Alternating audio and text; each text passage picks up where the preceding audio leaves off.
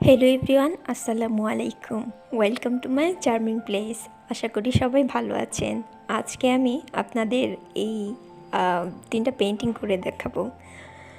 যারা আমার মতো টাকা খরচ করতে চান না তাদের জন্য এই ভিডিওটি।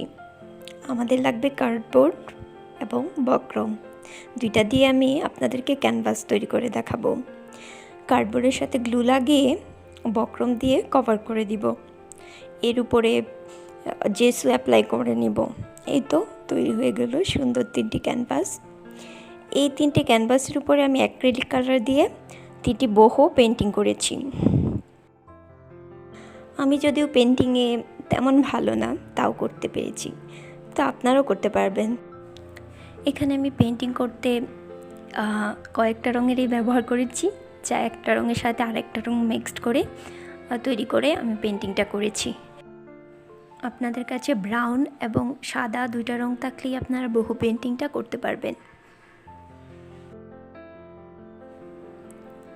পেন্টিংটা শুকিয়ে গেলে এর উপরে আমি ভার্নিশ স্প্রে করে নিব, যেটা অ্যাক্রিলিক কালার ভার্নিশ নামে পরিচিত। ভার্নিশ রঙের স্থায়িত্ব বাড়ায়। আমার ভিডিওটি ভালো লাগলে ভিডিওতে লাইক করতে পারেন এবং আমার চ্যানেলটি সাবস্ক্রাইব করতে পারেন। এমন আরও অনেক ভিডিও দেখতে আমার চ্যানেলটি সাবস্ক্রাইব করতে পারেন এবং আমার ভিডিও ফ্রেন্ডস অ্যান্ড ফ্যামিলির সাথে শেয়ার করতে পারেন।